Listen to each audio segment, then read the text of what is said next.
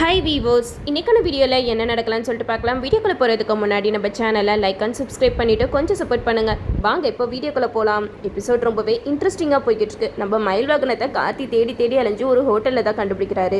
அங்கே போய் பார்த்தா மயில் வந்து வெயிட்டர் வேலை பார்த்துட்டு இருக்காங்க. இதை பார்த்ததுமே கார்த்தி வந்து ரொம்பவே அப்செட் ஆகிடுறாங்க. என்னங்க நீங்கள் இப்படியெல்லாம் பண்ணிக்கிட்டு இருக்கீங்க அப்படிங்கிற மாதிரி கேட்க, அதுக்கு மயில் சொல்கிறாங்க, சின்னத்தை சொன்னதுலேருந்து எனக்கு மனசெல்லாம் ஒரு மாதிரியாக இருக்குப்பா.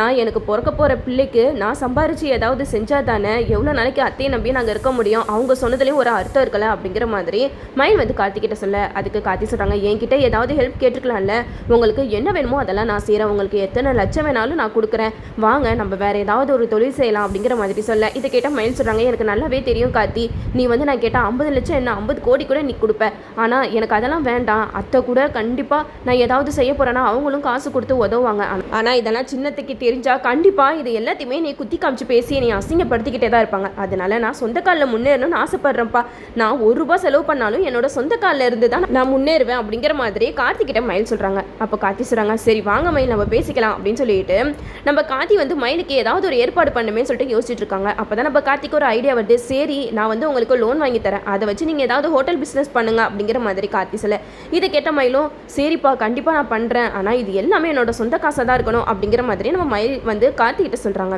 இதெல்லாம் கேட்டுட்டு கார்த்தி வந்து பேங்க் மேனேஜரை காண்டாக்ட் பண்ணி பேசுகிறாங்க. இந்த மாதிரி எனக்கு லோன் வேணும், எனக்கு தெரிஞ்சவங்களுக்கு தான் நான் வாங்கி கொடுக்க போகிறேன், அதுக்கு அத்தாரிட்டியாக நான் வந்து சைன் போடுறேன் அப்படிங்கிற மாதிரி சொல்ல, இதை கேட்டால் அந்த மேனேஜரும் கண்டிப்பாக நீங்கள் கேட்டு நான் இல்லைன்னு சொல்வேனா அப்படிங்கிற மாதிரி நேரில் வர வைக்கிறாங்க. அப்போ தான் மயில் கார்த்தி 2 பேருமே பேங்க் மேனேஜரை போய் பார்த்து பேசுகிறாங்க. அப்போ அந்த பேங்க் மேனேஜர் வந்து கார்த்திகிட்ட சொல்கிறாங்க, எப்பா கார்த்தி, நீ கண்டிப்பாக சைன் போடுறதா இருந்தால் நான் இவருக்கு எத்தனை கோடி வேணாலும் தருவேன், உங்களுக்கு இப்போ எத்தனை லட்சம் பணம் வேணும் அப்படின்னு சொல்லிட்டு கேட்க, அதுக்கு கார்த்தி சொல்கிறாங்க, இவர் ஹோட்டல் பிஸ்னஸ் பண்ண போகிறாரு, எங்களுக்கு 10 லட்சம் பணம் வேணும் அப்படிங்கிற மாதிரி சொல்ல, இதை கேட்ட அந்த பேங்க் மேனேஜரும் ஓகே கண்டிப்பாக நான் கொடுக்குறேன் அப்படின்னு சொல்லிட்டு லோனுக்கான எல்லா ஏற்பாடையும் பண்ணி கொடுத்துறாங்க.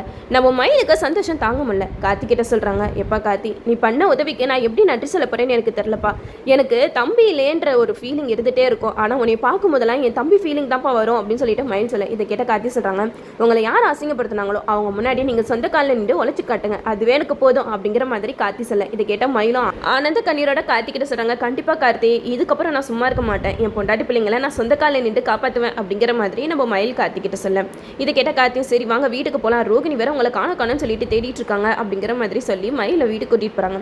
இந்த சைடு நம்ம ரேவதி வந்து கார்த்திகிட்ட பேசியிருப்பாங்க. கார்த்தி வந்து சொல்லுவாங்க, நான் மயிலை கண்டுபிடிச்சிட்டேன், நீங்கள் ரோகிணி கிட்ட சொல்லுங்க, உங்களை தைரியமாக இருக்க சொல்லுங்க அப்படிங்கிற மாதிரி சொல்லியிருப்பாங்க. அதனால நம்ம ரேவதியும் ரோகிணி கிட்ட சொல்லுவாங்க, அக்கா மாமாவை கார்த்தி கண்டுபிடிச்சிட்டாரு, சீக்கிரமாக நம்ம வீட்டுக்கு போய் பார்ப்போம் அப்படிங்கிற மாதிரி சொல்லி ரோகிணியை வீட்டுக்கு கூட்டிகிட்டு போவாங்க.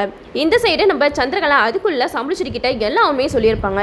இங்கே பாருக்கா ரேவதி ரோகிணி 2 பேரும் எங்கே போயிருக்காங்க தெரியுமா, ரோகிணி மாசமாக இருக்கா, அதனால தான் ரேவதி வந்து ரோகிணியை கூட்டிட்டு செக்கப்புக்கு போயிருக்கா அப்படிங்கிற மாதிரி சொல்ல, இதை கேட்ட சாம்பளிச்செடி சாமையாக கோவப்படுறாங்க. என்ன சந்திரா சொல்கிற, நீ சொல்கிறதெல்லாம் உண்மையா அப்படிங்கிற மாதிரி சொல்ல, இதை கேட்ட சந்திரா வந்து சொல்கிறாங்க, ஆமாக்கா நான் உண்மையாக தான் நான் சொல்லிக்கிட்டு இருக்கேன், இப்போ 2 பேரும் வருவாங்க, நீ ஏன் உன் பொண்ணுங்க கிட்ட கேட்டுக்கோ அப்படிங்கிற மாதிரி சந்திரா சொல்ல, இதை கேட்ட சாம்பளிச்செடி பயங்கர கோவத்தோடு இருப்பாங்க. அப்போ தான் நம்ம ரேவதி ரோகிணி 2 பேரும் வருவாங்க. ரேவதி ரோகிணியை பார்த்துட்டு சாம்பளிச்செடி கேட்பாங்க, எங்கடி போயிட்டு வரீங்க அப்படிங்கிற மாதிரி கேட்க, அதுக்கு ரேவதி சொல்லுவாங்க, நான் என் ஃப்ரெண்டு வீட்டுக்கு தான் போயிட்டு வரேன் அப்படிங்கிற மாதிரி சொல்ல, இதை கேட்ட சாம்பளிச்செடி செம்மையாக கோவப்படுத்திட்டு வாங்க, சி வாயை மூடு, எவ்வளோ தான் என்கிட்ட போய் சொல்லிக்கிட்டே இருப்பீங்க அப்படிங்கிற மாதிரி சொல்ல, இதை கேட்ட சந்திரா சொல்லுவாங்க, ஏமா அவங்க 2 பேரோட சாயமும் வெளுத்து ரொம்ப நேரம் ஆச்சு அப்படிங்கிற மாதிரி சொல்ல, இதை கேட்ட ரோகிணிக்கு என்ன சொல்றதுனே தெரியல. அப்போ சாம்பளிச்செடி சொல்லுவாங்க, என்ன ரோகிணி நீ மாசமா இருக்கிற விஷயத்த என்கிட்ட எதுக்காக மறைச்ச, எல்லாரும் மாசமா இருக்கிற விஷயத்த ஃபர்ஸ்ட் அம்மா கிட்ட தான் சொல்லி சந்தோஷப்படுவாங்க, ஆனா என்கிட்ட நீங்களாம் யாருமே ஒரு வார்த்தை கூட சொல்லல அப்படிங்கிற மாதிரி சொல்ல, இதை கேட்ட ரேவதி சொல்றாங்க, இங்க பாருங்கம்மா அக்கா மாசமா இருக்கா அப்படின்னு தெரிஞ்சதுமே உங்ககிட்ட தான் சொல்லணும்னு சொல்லிட்டு ஆசையா ஓடி வந்தா, ஆனா அப்ப சூழ்நிலையே வேற அப்படிங்கிற மாதிரி சொல்ல, இதை கேட்ட சாம்பளிச்செடி சொல்றாங்க, அப்ப என்ன சூழ்நிலை இருந்துச்சு, நான் என்ன ரோகிணி மாசமா இருக்கான்னு தெரிஞ்சா நான் வீட்டை விட்டா துரத்த போறேன், நான் என்ன அவ்வளோ வேண்டாதவளா ஆயிட்டேனா அப்படிங்கிற மாதிரி சாம்பளிச்செடி கேட்க, இதை கேட்ட ரேவதி சொல்றாங்க, இங்க பாருங்கம்மா நாங்களாம் அப்படி நினைக்கல, ஆனா நீங்க தான் கேட்கக்கூடாத உங்க பேச்சை கேட்டு கேட்டு நீங்க எங்களை எப்பயுமே இப்படி தான் பார்த்துக்கிட்டு இருக்கீங்க அப்படிங்கிற மாதிரி சொல்ல, அதுக்கு சாம்பளிச்செடி அழுக ஆரம்பிச்சிடுறாங்க. ஏற்கனவே துர்கா என் பேச்சு மீறி கல்யாணத்தை பண்ணிட்டு போயிட்டா, இப்போ நீ என்னன்னா கார்த்தி கூட தான் சேர்ந்து வாழ்வேன் அப்படின்னு சொல்லிட்டு ஒத்த காலை நின்றுட்டு இருக்க, இப்போ ரோகிணி இப்படி எல்லாமே என்னை விட்டு பிரிஞ்சு போய்கிட்டே இருந்தீங்கன்னா அப்போ நான் மட்டும் தான் இங்கே தனியாக இருக்கணும், சுவாதி நீ உன் மனசில் ஏதாவது இருந்தால் சொல்லிடு, ஒரடியாக அவங்க எல்லாத்தையுமே விட்டுட்டு நான் எங்கேயாவது போயிடுறேன் அப்படிங்கிற மாதிரி சொல்ல, இது கேட்ட ரேவதி சொல்கிறாங்க, இங்கே பாருங்கம்மா நீங்கள் அப்படிலாம் சொல்லாதீங்க, நான் சொல்கிறது கொஞ்சமாவது புரிஞ்சுக்கோங்க அப்படிங்கிற மாதிரி சொல்லிக்கிட்டு இருக்கும்போது தான் நம்ம கார்த்தி மயில் 2 பேருமே வராங்க. அப்போது நம்ம சாமுண்டீஸ்வரி வந்து மயில் கிட்ட கேட்குறாங்க, மாப்பிள்ள நீங்கள் கூட என்கிட்ட ஒரு வார்த்தை சொல்லணும்னு உங்களுக்கு தோணலைல அப்படிங்கிற மாதிரி கேட்க, அப்போ மயில் கார்த்தி 2 பேருக்குமே ஒன்றுமே புரியல. அப்போது ரேவதி சொல்கிறாங்க, மாமா அம்மாவுக்கு எல்லாம் உண்மையை தெரிஞ்சு போயிடுச்சு, அக்கா மாசமாக இருக்கிற விஷயம் தெரிஞ்சிருச்சு அப்படிங்கிற மாதிரி சொல்ல, இதை கேட்ட மயில் சொல்கிறாங்க, அத்தை நான் சொல்கிறேன்னே நீங்கள் தப்பாக எடுத்துக்காதீங்க, ரோகிணி ஃபஸ்ட்டு ப்ரெக்னெண்ட்டாக இருக்கேன் அப்படிங்கிற நியூஸ் தெரிஞ்சதுமே உங்ககிட்ட தான் ஆசாசியாக சொல்லலான்னு ஓடி வந்தா. ஆனால் அப்போ வீட்டில் என்ன நடந்துச்சு தெரியுமா? நீங்கள் ஜோசியரை போய் பார்த்துட்டு வந்தீங்க. அந்த ஜோசியர் என்ன சொன்னார், ரோகிணிக்கு குழந்தை பிறந்தா கண்டிப்பாக இந்த பிரிஞ்சு போன 2 குடும்பமும் ஒன்று சேர்ந்துடும், அதனால இந்த குழந்தையே வேணான்ற மாதிரி தான் நீங்கள் எல்லாம் பேசிக்கிட்டு இருந்தீங்க. அப்போது நீங்கள் என்ன சொன்னீங்க, இந்த வீட்டுக்கு அப்படிப்பட்ட வாரிசே தேவையில்லை, ரோகிணிக்கு ஒரு குழந்தைய வர வேணாம் அப்படிங்கிற மாதிரி சொன்னீங்க. எந்த ஒரு தாயுமே ஒரு பொண்ணுக்கிட்ட அந்த மாதிரி சொல்லக்கூடாது. நீங்கள் அப்படி சொன்னனால தான் ரோகிணி வந்து உங்ககிட்ட ப்ரெக்னெண்ட்டாக இருக்கிற விஷயத்தையே சொல்கிறதுக்கு தயக்கப்பட்டுட்டு அந்த விஷயத்தை மறைச்சா அப்படிங்கிற மாதிரி நம்ம மயில் சொல்கிறாங்க.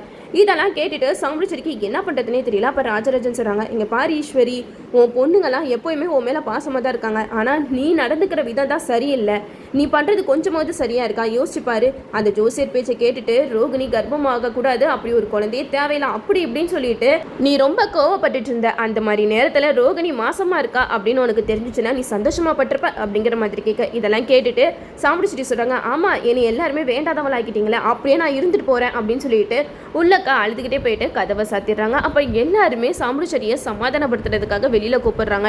அப்போது சந்திரா சொல்கிறாங்க, என் அக்காவை எப்போ பாரு உங்களுக்கெல்லாம் கஷ்டப்படுத்துறதே வேலை அப்படிங்கிற மாதிரி சொல்ல, அதுக்கு ரோகிணிக்கு சம்மக்கமும் வருது. சித்தி நீங்கள் எங்கள் குடும்பத்துக்கு நல்லதாக நினைக்கிறீங்க, எங்கள் குடும்பத்துக்கு எப்போவுமே நீங்கள் கெட்டது தான் நினச்சிக்கிட்டு இருக்கீங்க அப்படிங்கிற மாதிரி ரோகிணி சந்திரா கிட்ட சொல்லிக்கிட்டு இருக்காங்க.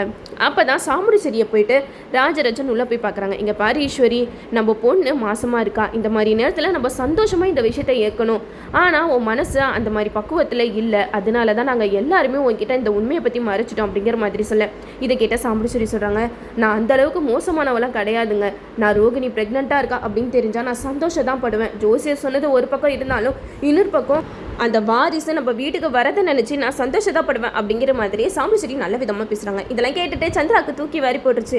என்னது இவ இப்படி பல்ட்டி அடிச்சு பேசிக்கிட்டு இருக்கா, நான் கூட இவ கோவப்பட்டு அந்த கருவை கலைக்கணும் அப்படி இப்படி பேசுவா அப்படின்னு யோசிச்சுட்டு இருந்தா கடைசியில் இவ சீனையே மாற்றிட்டாலே அப்படிங்கிற மாதிரி சந்திரா ஒரு பக்கம் யோசிச்சுட்டு இருக்காங்க. இந்த சைடு நம்ம மயில் வந்து எல்லாருக்கிட்டே சொல்கிறாங்க, உங்கள் எல்லாருக்கிட்டையும் நான் இன்னொரு நல்ல நியூஸ் சொல்ல போகிறேன், நான் ஹோட்டல் பிஸ்னஸ் பண்ணலான்னு இருக்கேன் அப்படிங்கிற மாதிரி சொல்ல, இதை கேட்ட சந்திராவுக்கு தூக்கி வாரி போட்டுருச்சு.